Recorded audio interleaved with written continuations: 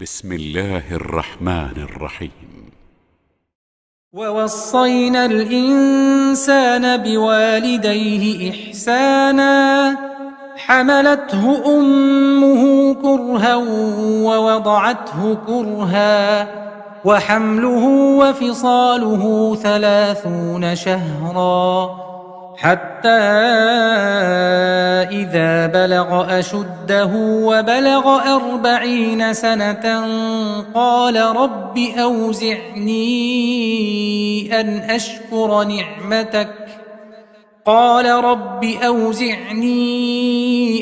أشكر نعمتك التي أنعمت علي وعلى والدي وأن أعمل صالحا ترضاه وأصلح لي في ذريتي إني تبت إليك وإني من المسلمين. അസ്സലാമു അലൈക്കും വറഹ്മത്തുള്ളാഹി വബറകാതുഹു. ഖുർആൻ പദം 1758 ദിവസത്തിലേക്ക് എല്ലാവരെയും ഹാർദമായി സ്വാഗതം ചെയ്യുന്നു. വിശുദ്ധ ഖുർആനിലെ 46-ാമത്തെ അധ്യായമായ സൂറത്തുൽ അഹ്ഖാഫിലെ 15-ാമത്തെ ആയത്താണ് ഇന്ന് പഠന വിധേയമാക്കുന്നത്. ക്ലാസ് ആരംഭിക്കുന്നതിനായി ആദരണീയനായ ഡോക്ടർ AI വിലായത്തുള്ള സാഹിബിനെ ക്ഷണിക്കുന്നു. അസ്സലാമു അലൈക്കും വറഹ്മത്തുള്ളാഹി വബറകാതുഹു. أعوذ بالله من الشيطان الرجيم. بسم الله الرحمن الرحيم. ووصينا الإنسان بوالديه إحسانا حملته أمه كرها ووضعته كرها وحمله وفصاله 30 شهرا حتى إذا بلغ أشده وبلغ 40 سنة قال رب أوزعني أن أشكر نعمتك التي أنعمت علي وعلى والدي وأن أعمل صالحا ترضاه وأصلح لي في ذريتي إني تبت إليك وإني من المسلمين.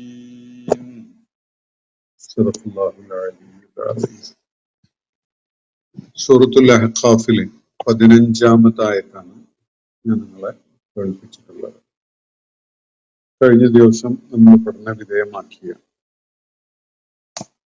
സത്യവിശ്വാസികളെ പരാമർശിച്ചുകൊണ്ട് വിശേഷിച്ച് അല്ലാഹുവിന്റെ ഏകത്വം അംഗീകരിച്ചുകൊണ്ട് അത്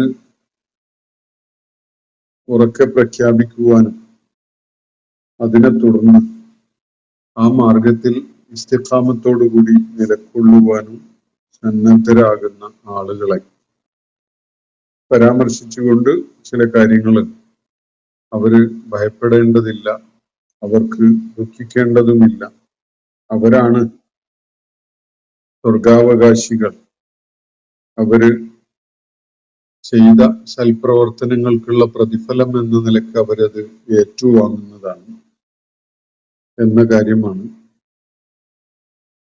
13-14 ആയത്തുകളിലായിട്ട് അല്ലാഹു വ്യക്തമാക്കുകയുണ്ടായത്. സൂറത്തിന്റെ തുടക്കം മുതൽ ഈ രണ്ട് വിഭാഗം ആളുകളെ അവരുടെ നിലപാടുകളുടെ അടിസ്ഥാനത്തിൽ വിലയിരുത്തിക്കൊണ്ടുള്ള കാര്യങ്ങളാണ് പ്രതിപാദിക്കപ്പെട്ട് നമ്മൾ പിന്നിട്ട ആയത്തുകളിൽ കാണുകയുണ്ടായത്. മക്കയിൽ നബി സല്ലല്ലാഹു അലൈഹി വസല്ലം വളരെയേറെ പ്രതിസന്ധികൾ നേരിട്ടുകൊണ്ടിരിക്കുന്ന ഘട്ടത്തിലാണ് അന്ന് നബി സല്ലല്ലാഹു അലൈഹി വസല്ലം അവരുടെ മുന്നിൽ അവരിൽ നിന്നായി അഭിമുഖീകരിക്കേണ്ടി വന്ന വിമർശനങ്ങളും ആക്ഷേപങ്ങളും ഒക്കെ പരാമർശിച്ചുകൊണ്ട് സത്യനിഷേധ മാർഗം തെരഞ്ഞെടുക്കുന്ന ആളുകളെ താക്കീത് ചെയ്യുന്ന വിധത്തില് ചില കാര്യങ്ങൾ ഈ സൂറത്തിന്റെ തുടക്കത്തിൽ വ്യക്തമാക്കപ്പെടുകയുണ്ടായത്.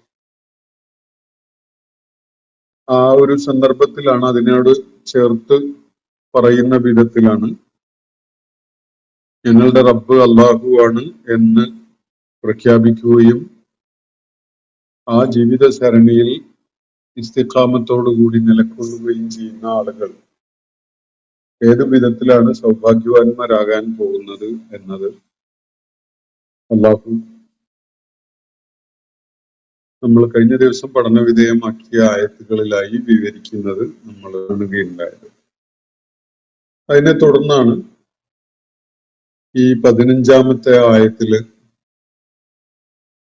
ഈ പിന്നിട്ട 2 ആയത്തുകൾ 2-3 ആയത്തുകളോട് ചേർത്ത് വായിക്കാവുന്നതും എന്നാൽ അല്പം വ്യത്യസ്തതയുള്ള ഒരു കാര്യം എന്ന നിലയ്ക്ക് പരിഗണിക്കാവുന്നതുമായ ഒരു സംഗതി ഈ 15-ാമത്തെ ആയത്തിൽ പ്രതിപാദിക്കപ്പെടുന്നത്.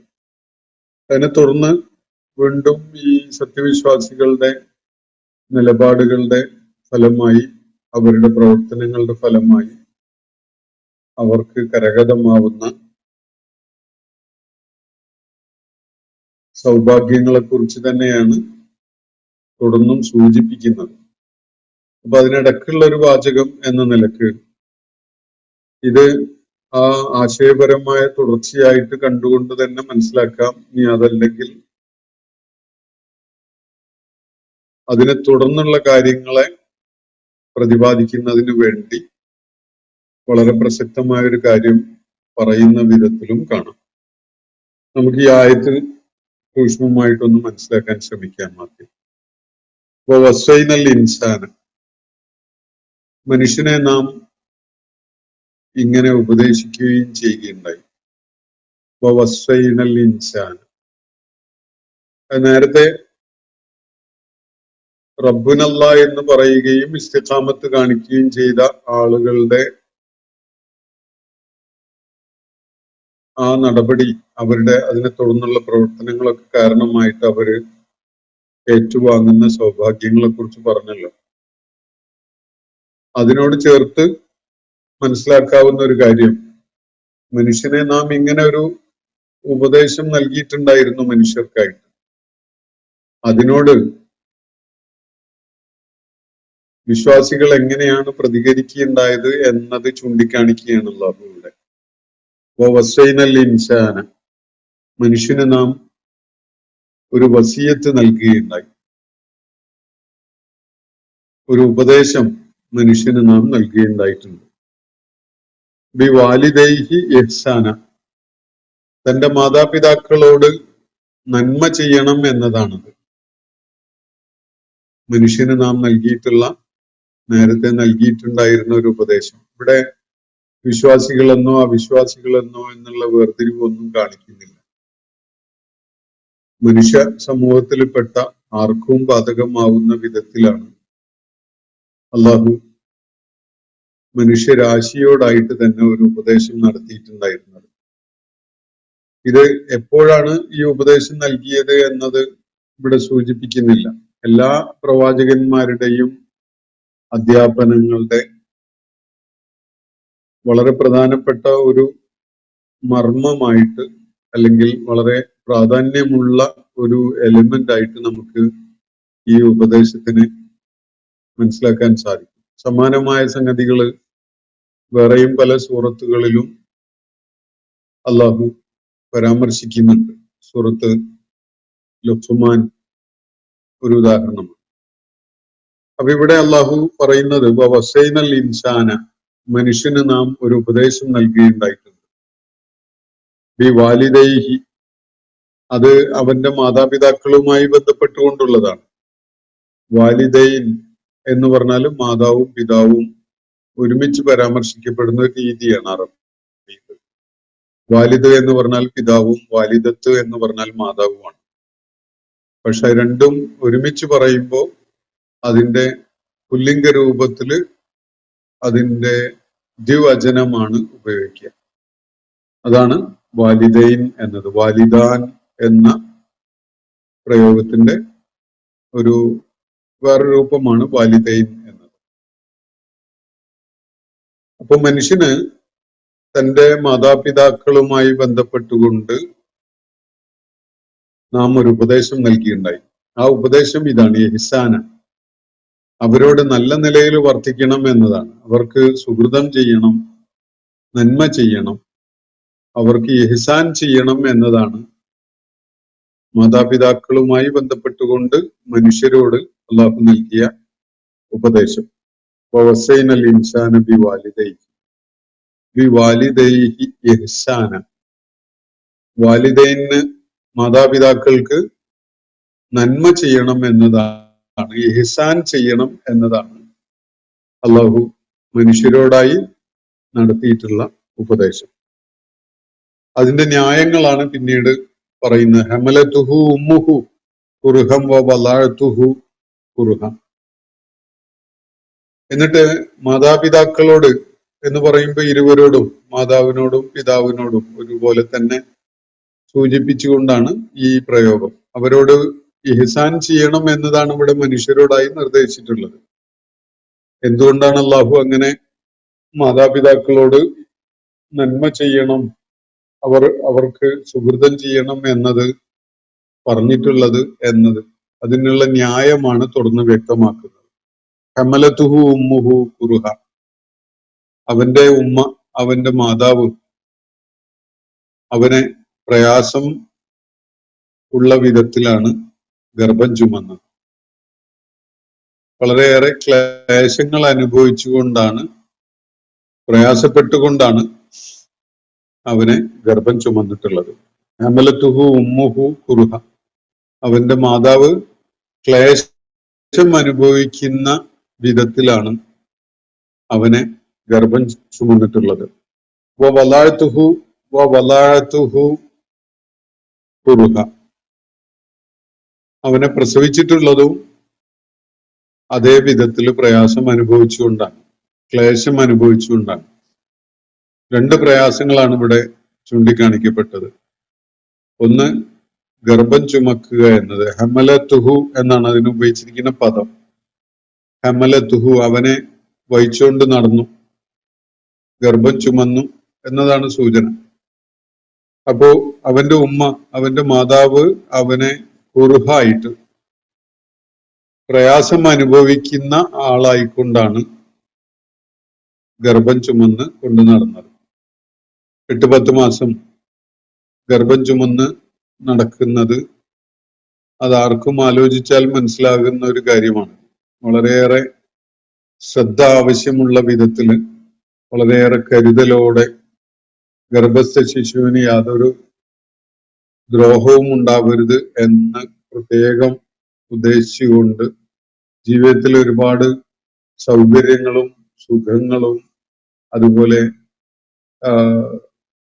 താല്പര്യങ്ങളും ഒക്കെ മാറ്റിവെച്ചുകൊണ്ടാണ് ഈ ഗർഭധാരണം, ഗർഭം ചുമന്ന് നടക്കുന്ന ആ കാലം ഒരു സ്ത്രീ, ഒരു മാതാവ് കഴിച്ചു കൂട്ടുന്നത്.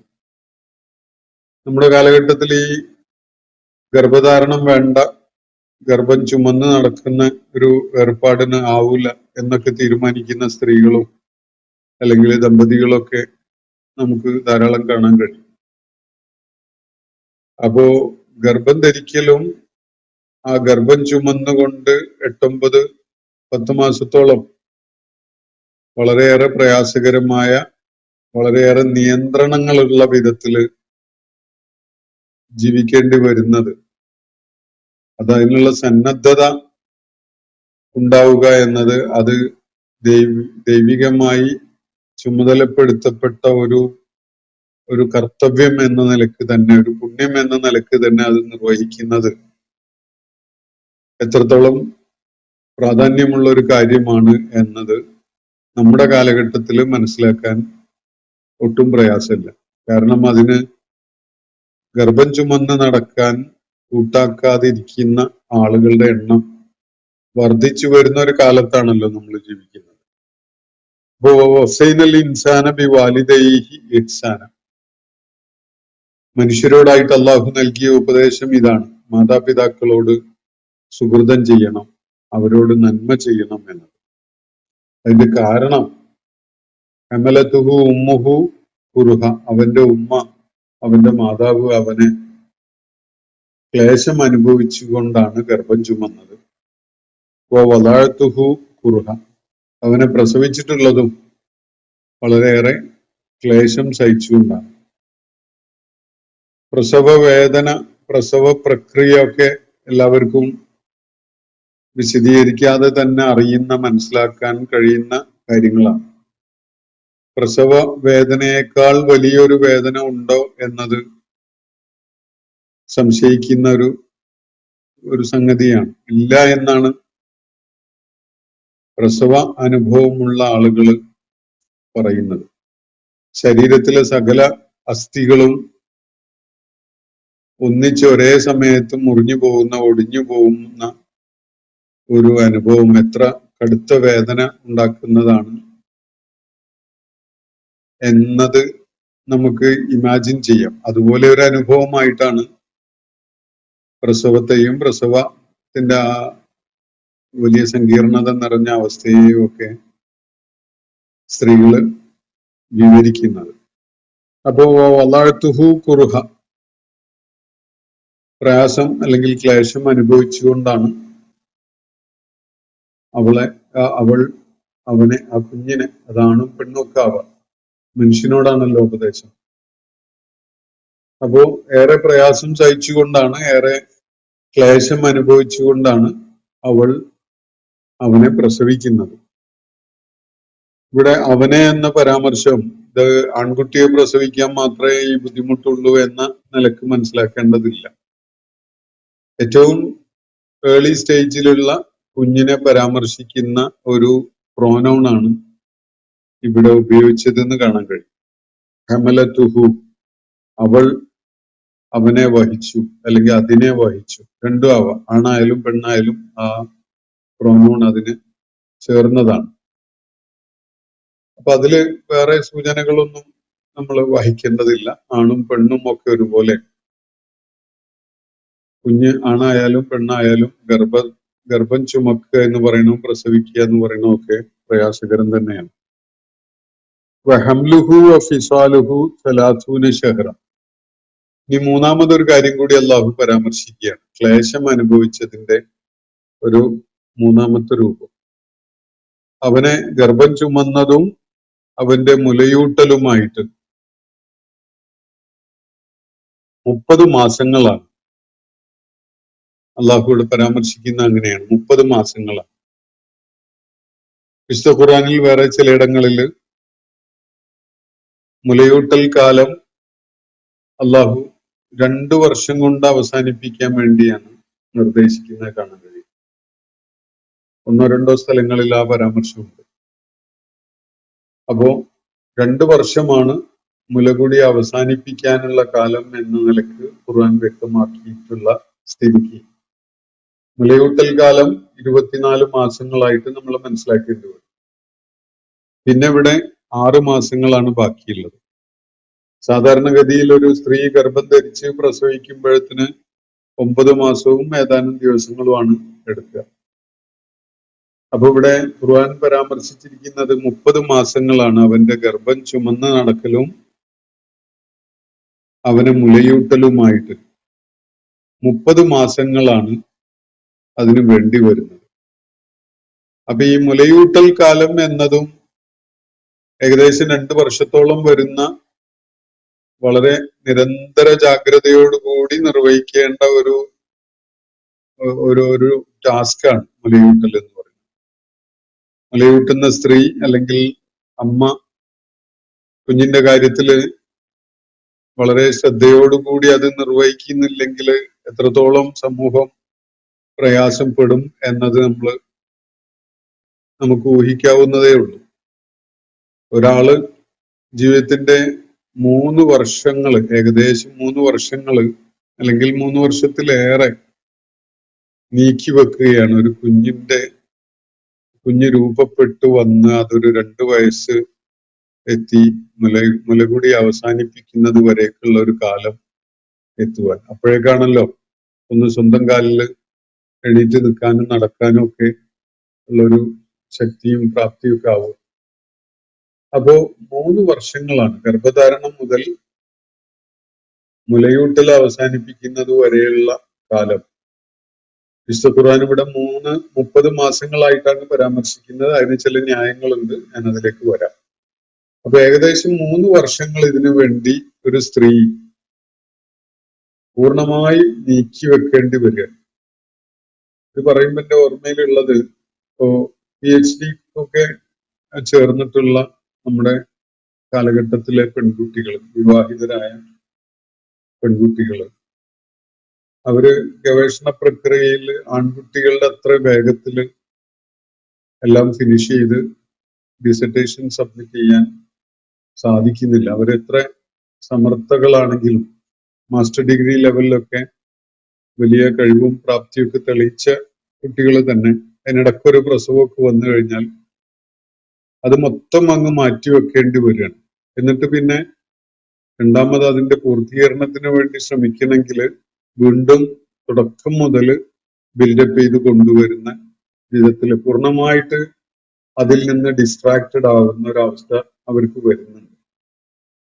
നമ്മളിത് കണ്ടുകൊണ്ടിരിക്കുന്ന ഒരു കാര്യമാണ്. അപ്പോ ഗർഭധാരണം, ഗർഭം ചുമക്കലും കുഞ്ഞിനെ മുലയൂട്ടലും, അതിന് ഗർഭം ചുമക്കലും പ്രസവവും മുലയൂട്ടലും, ഈ 3 ഘട്ടങ്ങളും വളരെയേറെ മനസാന്നിധ്യം ആവശ്യമുള്ള, വലിയ ത്യാഗം ആവശ്യമുള്ള ഒരു സംഗതിയാണ് എന്ന കാര്യത്തിൽ യാതൊരു സംശയവുമില്ല. മാതാപിതാക്കളുടെ ഭാഗത്തു നിന്നുള്ള ഒരു കുഞ്ഞിന്റെ സർവൈവലിന്, അതിജീവനത്തിന് ഏറ്റവും ആവശ്യമായ 3 സുപ്രധാനമായ കാര്യങ്ങളാണ് അള്ളാഹുവിടെ അവരോട് കടപ്പാടും പ്രതിബദ്ധതയും ഉള്ളവരാവാനും അവർക്ക് സേവനം ചെയ്യുന്നവരാവാനും അവരോട് സുഹൃതം ചെയ്യുന്നവരാകാനും ഒക്കെ നിർദ്ദേശിക്കുന്നതിന്റെ ഭാഗമായിട്ട് ഇവിടെ ചൂണ്ടിക്കാണിച്ചിട്ടുള്ളത് ഈ 3 സംഗതികളാണ്. ഈ 3ഉം യഥാർത്ഥത്തിൽ മാതാവിന്റെ ടാസ്ക്കാണ്. ഒരു ഹദീസിൽ നബി സല്ലല്ലാഹു അലൈഹി വസല്ലം വ്യക്തമാക്കുന്ന വളരെ പ്രധാനപ്പെട്ട ഒരു കാര്യമാണ്.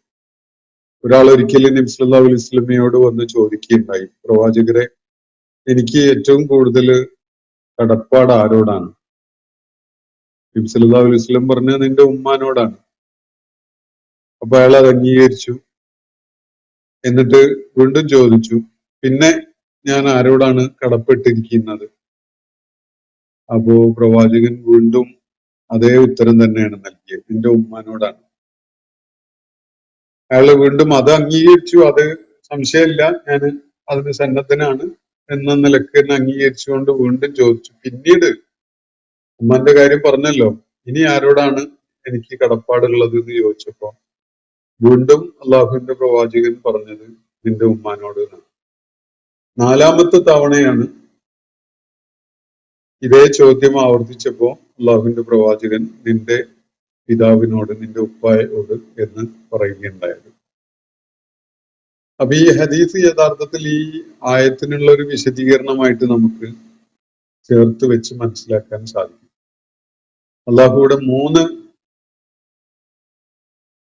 പ്രയാസങ്ങൾ സ്ത്രീകളുടെ കാര്യത്തിൽ, ഉമ്മമാരുടെ കാര്യത്തിൽ ചൂണ്ടിക്കാണിച്ചിരിക്കുകയാണ്. മക്കൾ അവരോട് ihsan ചെയ്യുന്നവരാകേണ്ടിയിരിക്കുന്നതിന്റെ 3 ന്യായങ്ങളാണ്. ഒന്ന്, പ്രയാസങ്ങൾ അനുഭവിച്ചുകൊണ്ട് ഗർഭം ചുമന്നു 8-9 മാസം 10 മാസത്തോളം ഒരു ഭാരം ഉദരത്തിൽ വെച്ച് കെട്ടിക്കൊണ്ട് അങ്ങനെ നടക്കേണ്ടി വരിക എന്ന് പറയുന്നത്, നമ്മള് ശരീരത്തിന്റെ ബാഹ്യമായ ഒരു ഭാഗത്ത് തന്നെ അങ്ങനെ ഒരു ഭാരം വെച്ച് കെട്ടി നടക്കേണ്ടി വരിക എന്ന് പറയുന്നത് വളരെ പ്രയാസമാണ്. അത് 1-2 ദിവസങ്ങളൊന്നും അല്ലല്ലോ, 8-9-10 മാസത്തോളം ആ പ്രക്രിയ വേണ്ടി വരികയാണല്ലോ. ഇത് ശരീരബാഹ്യമായ ഒരു ഭാഗത്ത് ഒരു ഭാരം കെട്ടിവെച്ചുകൊണ്ട് നടക്കുന്നത് തന്നെ അത്രയും പ്രയാസകരമായിട്ട് നമുക്ക് അനുഭവപ്പെടുമ്പോൾ, ഇത് ശരീരത്തിന് അകത്താണ്, ശരീരത്തിന്റെ ഓരോ കോശത്തെയും ബാധിക്കുന്നുണ്ട് ആ ഗർഭധാരണം എന്നൊരു സംഗതി, ഗർഭം ചുമക്കുക എന്നൊരു സംഗതി. ആ കുഞ്ഞിന്റെ വളർച്ചയ്ക്ക് ആവശ്യമായ വെള്ളവും ഭക്ഷണവും വായുവും ഒക്കെ നൽകപ്പെട്ടുകൊണ്ടിരിക്കുന്നത് മാതാവിന്റെ ശരീരത്തിലൂടെയാണ്. മാതാവ് അവരുടെ ആവശ്യത്തിനോ ഇഷ്ടത്തിനോ അനുസരിച്ചുള്ള ഭക്ഷണമൊന്നും എല്ലാ കാലത്ത് കഴിക്കുക. കുഞ്ഞിന്റെ ശരീര വളർച്ചയ്ക്ക് ആവശ്യമായ തരം ഭക്ഷണം കഴിക്കാനുള്ള ഒരു പ്രേരണ അവരിൽ ഉണ്ടാക്കപ്പെടുന്നത് നമുക്ക് അനുഭവത്തിലൂടെ കാണാൻ കഴിയും. ചില ഭക്ഷണങ്ങളോട് വല്ലാത്ത വെറുപ്പും അനിഷ്ടവും ഒക്കെ അവർ കാണിക്കും ആ കാലത്ത്.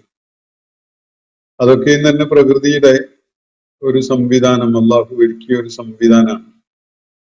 ഒരു കുഞ്ഞിന്റെ വളർച്ചയ്ക്ക് ആവശ്യമായതിന് പ്രയോറിറ്റി ലഭിക്കുന്ന വിധത്തിൽ കുഞ്ഞിന്റെ വളർച്ചയ്ക്ക് അത്രയൊന്നും ആവശ്യമില്ലാത്തതായ പലതും ആ പ്രയോറിറ്റി ലിസ്റ്റിൽ നിന്ന് മാറ്റി നിർത്തുന്ന വിധത്തിൽ അള്ളാഹു അതിനെ സജ്ജീകരിച്ചിരിക്കുകയാണ്, അല്ലെങ്കിൽ അങ്ങനെയാണ് അള്ളാഹു അതിനെ ക്രമപ്പെടുത്തിയിട്ടുള്ളത്. അപ്പൊ ശരീരത്തിന്റെ അകത്താണ്, ഗർഭപാത്രത്തിലാണ് കുഞ്ഞിനെ വഹിച്ചുകൊണ്ട് പോകുന്നത്. അത് ദീർഘമായൊരു കാലം അത് സ്ത്രീയുടെ, അമ്മയുടെ ശരീരത്തിന്റെ ഓരോ സംഗതികളെയും നേരിട്ട് ബാധിക്കുന്ന വിധത്തിലാണ്. ഞാൻ ഓർക്കുന്നത് സിൽവിയ പ്ലാത്തിന്റെ ഒരു വളരെ പ്രസിദ്ധമായ ഒരു കവിതയുണ്ട്. ഈ മെറ്റേണിറ്റി പ്രോസസ്സിനെ അവരുടെ ഭ്രാന്തിന്റെയും ഉന്മാദത്തിന്റെയും ഒക്കെ അവസ്ഥയിലുള്ള ഒരു കാവ്യഭാവനയാണ്. അതില് അവരുടെ ഉദരത്തിൽ ഒരു പൂ വിരിയുന്ന ഒരു ചിത്രം അവർ കണ്ടുകൊണ്ട് അത് ശരീരത്തിനെ എങ്ങനെ, ശരീരത്തിലേക്ക് ആകെ പടർന്നു പിടിച്ച് വളരുന്ന ഒരു പൂച്ചെടിയായിട്ട് അതിനെ സങ്കല്പിച്ചുകൊണ്ടൊക്കെ അതീവ സുന്ദരമായ ഒരു കാവ്യഭാവന അവർ പങ്കുവെക്കുന്നുണ്ട്. ആ കവിത യഥാർത്ഥത്തില് ഈ എംബ്രിയോയുടെ വളർച്ച സമയത്ത് ഒരു സ്ത്രീയുടെ, മാതാവിന്റെ ശരീരത്തിന്റെ ഓരോ കോശത്തിലും ഉണ്ടാകുന്ന മാറ്റങ്ങളെ അടയാളപ്പെടുത്തുന്നുണ്ട് പരോക്ഷമായിട്ട്.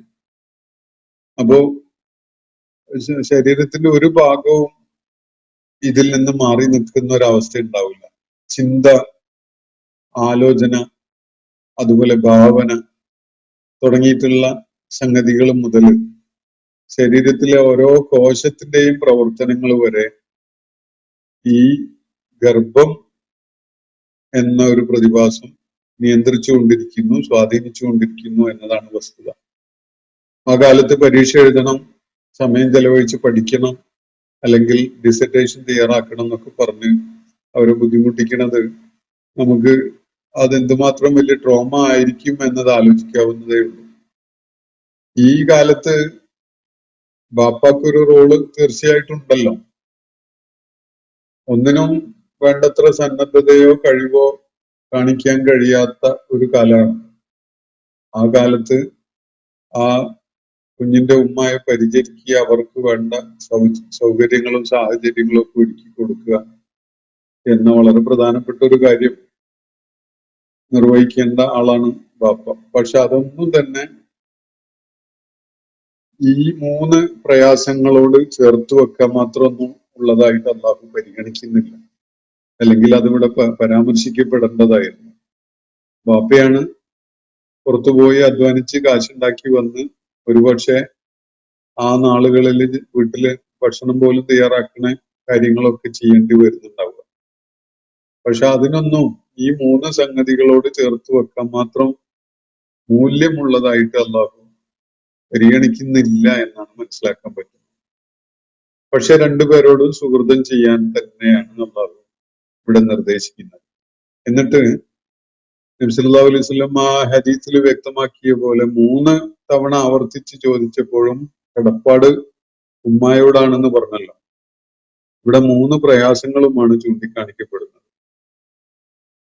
ഹമലത്തുഹു കുർഹ, അതുപോലെ വദഅതുഹു കുർഹ, വഹംലുഹു വഫിസാലുഹു 30 ശഹ്റ. ഇങ്ങനെയാണ് ഇത് വിവരിക്കപ്പെടുന്നത്. അപ്പൊ 3 തവണ പ്രതിബദ്ധത കാണിക്കുന്നത് ഒരുപക്ഷെ ഈ 3 കാര്യങ്ങളുടെ പേരിലാവാം. ഒന്ന്, ഗർഭം ചുമന്നു എന്ന ഒരു പ്രയാസകരമായൊരു കാര്യം നിർവഹിച്ചു.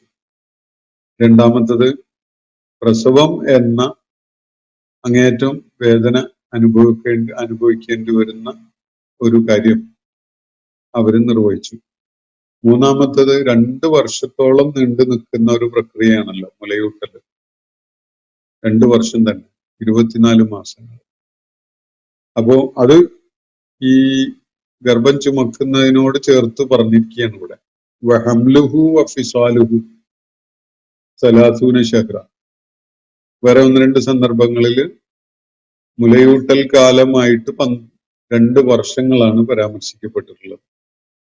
അപ്പൊ അത് കൃത്യമായിട്ട് അങ്ങനെ സൂചിപ്പിക്കുക, പൂർണ്ണതയോടുകൂടിയുള്ള മുലയൂട്ടൽ കാലം അത്രേ വേണ്ടതുള്ളൂ. ആ കാലത്തിന് ശേഷമുള്ള മുലയൂട്ടലിന്റെ വകുപ്പിൽ പെടുത്തുകയില്ല എന്ന നിലക്കാണ് പണ്ഡിതന്മാര് നിരീക്ഷിക്കുന്നത്. ഇപ്പൊ നമ്മൾ പഴയ കാലത്തൊക്കെ മുലയൂട്ടാൻ വേണ്ടി വേറെ ഒരു സ്ത്രീയെ ഏൽപ്പിക്കുന്ന ഒരു പരിപാടിയൊക്കെ ഉണ്ട്. അതിന് മുലയൂട്ടൽ ബന്ധം എന്ന നിലയ്ക്ക് ഒരുതരം കുടുംബബന്ധം പോലെ, രക്തബന്ധം പോലെയുള്ള ചില നിബന്ധനകളും ഇസ്ലാം പഠിപ്പിക്കുന്നുണ്ട്. മുലയൂട്ടൽ ബന്ധത്തിലുള്ള ഉമ്മാന്റെ മക്കളെ സഹോദരന്മാരും സഹോദരിമാരുമായിട്ടാണ് കാണേണ്ടത്. അവരുമായി വിവാഹബന്ധമൊന്നും പറ്റൂല. സ്വന്തം സഹോദരനെയും സഹോദരിയെയും പോലെയാണ് കാണേണ്ടത്. മുലയൂട്ടിയ സ്ത്രീയുടെ മകനെയും മകളെയും ഒക്കെ. അപ്പൊ അത് വളരെ പ്രാധാന്യമുള്ള ഒരു കാര്യമായിട്ട് ഖുർആൻ എടുത്തു പറഞ്ഞിരിക്കുക. പക്ഷെ അത് ഈ 2 വർഷക്കാലത്തിന് ശേഷം ഉള്ള മുലയൂട്ടല് ആ ഗണത്തിൽ പരിഗണിക്കപ്പെടുകയില്ല. മുലയൂട്ടൽ ബന്ധത്തിലൂടെ സ്ഥാപിതമാകുന്ന സാഹോദര്യ ബന്ധം ഈ 2 വർഷത്തിന് ശേഷമാണ് മുലയൂട്ടിയതെങ്കിൽ അതിൽ പരിഗണിക്കപ്പെടുകയില്ല എന്നാണ് ഫുഖഹാക്കൾ എത്തിച്ചേരുന്ന ഒരു നിഗമനം. കാരണം ഖുർആൻ മുലയൂട്ടലിനുള്ള കാലമായിട്ട് നിശ്ചയിച്ചിട്ടുള്ളത് 2 വർഷമാണ്. 2 വർഷം കഴിഞ്ഞിട്ട് ഏതെങ്കിലും സ്ത്രീ മുലയൂട്ടിയെങ്കിൽ അത് മുലയൂട്ടൽ ബന്ധം കൊണ്ടുണ്ടാകുന്ന സാഹോദര്യ ബന്ധം അല്ലെങ്കിൽ അത്തരം സംഗതികൾ സ്ഥാപിതമാവാൻ കാരണമാവുകയില്ല. ആ ആദ്യത്തെ 2 വർഷത്തിനുള്ളിലുള്ള മുലയൂട്ടൽ മാത്രമേ അങ്ങനെ പരിഗണിക്കപ്പെടുകയുള്ളൂ എന്ന് കർമ്മശാസ്ത്ര പണ്ഡിതന്മാര് നിരീക്ഷിക്കുന്നുണ്ട്. അപ്പൊ ഇവിടെ 6 മാസമാണ് പിന്നെ ഗർഭം ചുമക്കുക എന്നൊരു പ്രക്രിയക്ക് ബാക്കിയുള്ളത്.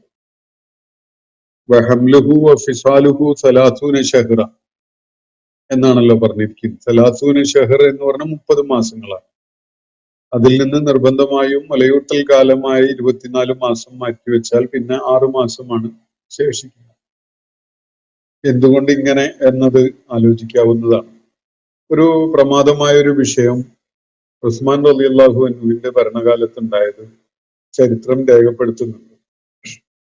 ഒരാള് ജുഹൈന ഗോത്രത്തിലെ ഒരു സ്ത്രീയെ കല്യാണം കഴിച്ചു. എന്നിട്ട് 6 മാസം പിന്നിടുന്നതോടുകൂടി അവള് പൂർണ്ണ വളർച്ച എത്തിയ ഒരു കുഞ്ഞിനെ പ്രസവിച്ചു. അപ്പൊ അയാൾക്ക് ആ വിഷയം അത് വലിയൊരു പ്രശ്നമായിട്ട് അനുഭവപ്പെട്ടു.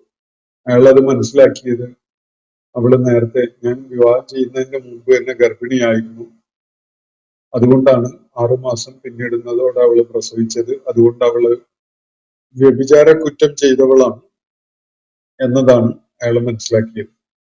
ഇങ്ങനെ ഉസ്മാൻ റളിയല്ലാഹു അൻഹുവിന്റെ കോടതിയിലോ അല്ലെങ്കിൽ സംവിധാനത്തിലോ അദ്ദേഹം പരാതിക്കാരനായിട്ട് വന്നു. അവള് കുറ്റക്കാരിയാണ്, അവള് വ്യഭിചാര കുറ്റം ചെയ്തത് കൊണ്ടാണ് ഇങ്ങനെ എന്ന് പറഞ്ഞുകൊണ്ട് അവൾക്ക് ശിക്ഷ നടപ്പിലാക്കണം എന്നാണ് അയാൾ ആവശ്യപ്പെട്ടത്. ഉസ്മാൻ റളിയല്ലാഹു അൻഹു അക്കാര്യത്തില് അയാളെ അംഗീകരിച്ചുകൊണ്ടുള്ള ഒരു നടപടിയിലേക്കാണ് നീങ്ങിയത്. കാരണം 6 മാസം കൊണ്ട് ഗർഭം പൂർണ്ണ വളർച്ച എത്തിയ ഒരു കുഞ്ഞിന് ജന്മം നൽകുന്ന ഒരവസ്ഥ ഉണ്ടാകാൻ സാധ്യതയില്ലല്ലോ. 9 മാസവും ഏതാനും ദിവസങ്ങളും ആവശ്യമാണ്. അപ്പൊ അതുകൊണ്ട് ഇത് വ്യഭിചാര വൃത്തിയുടെ ഫലമാണ് എന്ന ഈ ഭർത്താവിന്റെ അഭിപ്രായം അല്ലെങ്കിൽ അയാളെ സ്വീകരിച്ച നിലപാടിനെ അംഗീകരിച്ചുകൊണ്ടുള്ള ഒരു നടപടിയിലേക്ക് പോകും. അപ്പോഴാണ് അലി റളിയല്ലാഹു അൻഹുവും അതുപോലെ അബ്ദുല്ലാഹി ഇബ്നു അബ്ബാസ് റളിയല്ലാഹു അൻഹുമായും ആ വിഷയത്തിൽ ഇടപെടുന്നത്. അലി റളിയല്ലാഹു അൻഹു 3 ആയത്തുകളെ, വിശുദ്ധ ഖുർആനിലെ 3 ആയത്തുകളെ മുൻനിർത്തിക്കൊണ്ടാണ് ഉസ്മാൻ റളിയല്ലാഹു അൻഹുവിനെ തിരുത്തുന്നത്. 3 ആയത്തുകൾ ക്രമത്തിൽ വായിച്ചു കഴിഞ്ഞാൽ ഈ വിധി അബദ്ധമാണ് എന്നത് വ്യക്തമാകും എന്നാണ് അലി റളിയല്ലാഹു അൻഹു ചൂണ്ടിക്കാണിച്ചത്. ഇതിലെ ഒന്നാമത്തേത് 46-ാമത്തെ സൂറത്ത്, നമ്മളിപ്പോ വായിച്ചുകൊണ്ടിരിക്കുന്ന ഈ സൂറത്തിലെ 15-ാമത്തെ നമ്മളിപ്പോ വായിക്കുന്ന ഈ ആയത്ത്. മറ്റൊന്ന് സൂറത്ത് ലുഖ്മാനിലെ എന്ന് പറഞ്ഞാൽ 31-ാമത്തെ സൂറത്തിലെ 14-ാമത്തെ ആയത്ത്. പിന്നെ മൂന്നാമതായിട്ട് സൂറത്തുൽ ബഖറയിലെ 2-ാമത്തെ സൂറത്തിലെ 233-ാമത്തെ ആയത്ത്. ഈ 3 ആയത്തുകളും ക്രമത്തിൽ കേൾപ്പിച്ചുകൊണ്ട് അലി റളിയല്ലാഹു അൻഹു ചൂണ്ടിക്കാണിച്ചത് ഖുർആൻ ഖണ്ഡിതമായിട്ട് ഒരു കുഞ്ഞിന്റെ മുലയൂട്ടൽ കാലമായി 24 മാസം 2 വർഷം നിശ്ചയിച്ചിട്ടുണ്ട്. പിന്നെ ഈ പറഞ്ഞിരിക്കുന്ന 30 മാസങ്ങളിൽ 6 മാസമേ ബാക്കിയുള്ളൂ. അപ്പൊ ഒരു കുഞ്ഞിന് പൂർണ്ണ വളർച്ച എത്താൻ 6 മാസം കൊണ്ട് സാധിക്കും എന്നതാണ് ഖുർആൻ നൽകുന്ന ഒരു സൂചന. അങ്ങനെ എല്ലായ്പ്പോഴും ആകും എന്നല്ല. 6 മാസം മതിയാകും. 6 മാസത്തിനകവും ഒരു കുഞ്ഞിന് പൂർണ്ണ വളർച്ച എത്തിക്കൊണ്ട്